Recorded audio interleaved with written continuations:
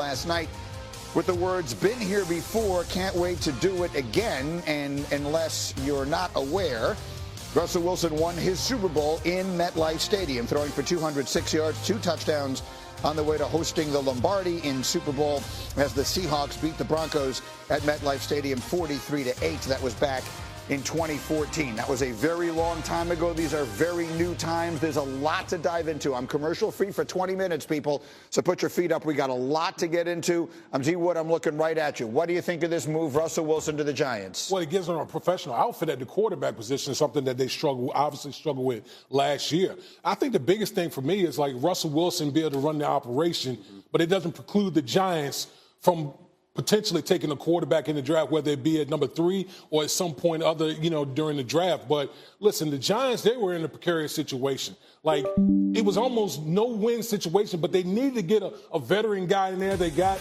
Russell Wilson. They got Jameis Winston. And they could potentially add another guy via the draft. Bartholomew, you host a local show in New York, so obviously you're as in touch with this stuff as you can possibly be. What's your reaction, Russell Wilson, to the Giants? I mean, Stevie Wonder saw this coming. We knew Aaron Rodgers was probably going to go to Pittsburgh.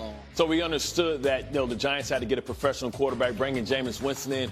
What a professional quarterback allows you to do is evaluate properly the rest of your roster. How good are your receivers? How good is your running back with picking up sights and being where he's supposed to be, because Russ is going to put the ball there. I think this also allows them to take the best player available in the draft. And it allows them to kick the can down the road on a quarterback. We all know that the elephant in the room is Archie Manning may come out next year. This gives them the opportunity. But with Russell Wilson, with Matthew Stafford, with Aaron Rodgers, this team was going nowhere. We'll get later on about the win totals and things like that. They're going to be right back at the top of the draft next year. And it's generational talents at the top of this draft. I don't know if you can pass on a Travis Hunter or a Dual Carter if they're there. Okay, so put a pin in that thought, because I do want to come back to the impact on the draft in just a minute. But let's live in this for a minute here. Russell Wilson to the Giants. What do you think that means for the Giants at this moment? Yeah, I was in the building last year calling some of the Giants games, and they rolled out there with Tommy DeVito at times, Tim Boyle. You had Drew Lock playing the quarterback position. So for Giants fans that wake up and are just like, we got Russ, like, what the hell is this? What are the Giants doing? You got another quarterback to add to this room with Jameis Winston that can go out there and run the offense properly. If you're the New York Giants, what else were you going to do? Bart just mentioned Matthew Stafford. They were in on him earlier on in the offseason. That didn't work out. There were no other alternatives to getting Russell Wilson. They brought in Joe Flacco as well. So to me, now you have competent quarterbacks in that room, and you can go out there and run an offense for Brian Daboll to be able to install whatever he wants. Those guys can get it done. May not be at a high level, but they have somebody that can run an offense. Look, let's make this clear. 2 things can be true at the same time. One of them is that this is certainly an uninspiring thing. No one is going to around saying, oh, my God, they got Russell Wilson. Now they're really headed someplace. But the second thing that is also true, this was by far the best option they had. The Giant fans, and we have a lot of them on our staff, are acting like, oh, what are we going to do with Russell Wilson? What were you otherwise going to do? I looked into this.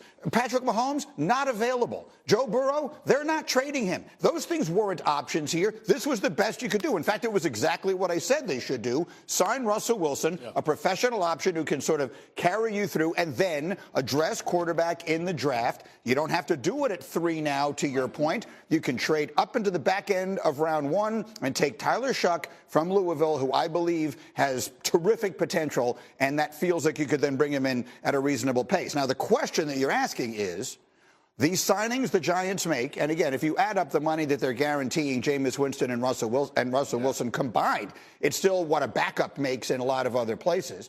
So you're asking yourself, does this mean they still might draft a quarterback at 3 overall? Well, I'm glad you asked, because Adam Schefter addressed that exactly before the news broke last night about adding another veteran quarterback and the draft for the Giants. Let's live in a universe here where Russell Wilson picks the Giants.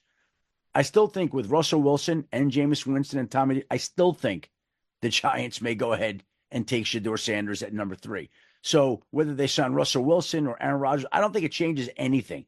This team has struggled at that spot. It's going to do everything it can to address it short and long term.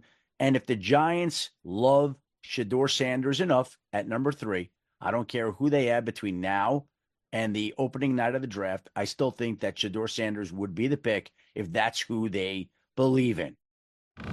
Again, to be clear, and it was obvious from the way he said it, that was before they signed Russell Wilson, but this was the predictable move. Should they take Shedeur Sanders number 3? Not if Abdul Carter is there. I mean, he's a generational talent. He allows you to get, roster flexibility as well because you have Thibodeau there who they brought in to be Michael Parsons. He's been a good player, not a great player. He's going to be up for contract. I don't see how you pass from a guy named Abdul Carter like that or Travis Hunter, who's generational talents. The last time that, the Giants was in this predicament, they took Saquon Barkley, and we all thought, hey, why would you take Saquon Barkley? And he said, hey, I believe, the general manager said, I believe that he's a gold jacket. Well, people believe that this guy's potentially a gold jacket. Abdul Carter, pass rusher, Penn State. This allows you, he wears 11 because that's a special number in Penn State, right? And he maybe can be the pass rusher that you thought, but he also resets the market for you because you pay Brian Burns on the other side $28 million a year. This allows you to make sure that you have a young, cheap replacement. So the possibilities are out there, and one of the things we have to figure out, they have to figure out, is if they want Shedeur Sanders at number 2, is he even still going to be available? I'm not sure how to read what all the things that have happened so far as what Cleveland might potentially do, but Cleveland could throw a monkey wrench into all of this. Look, Cam Ward is going to go number 1, one way or another. Whether Tennessee takes him, where they trade him, it looks like they're going to take him.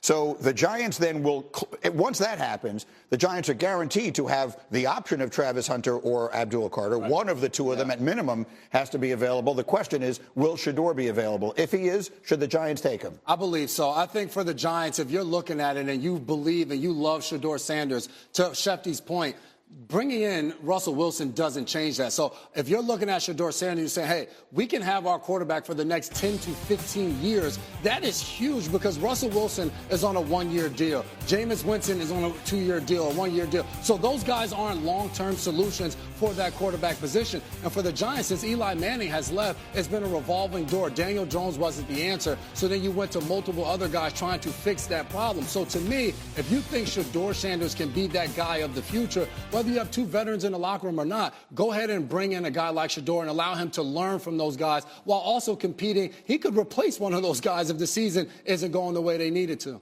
Kind of like the Kurt Warner situation. Kurt Warner, Eli Manning. Remember, Kurt Warner started off the season, then Eli Manning ultimately supplanting him during the season. Listen, I think the word is conviction.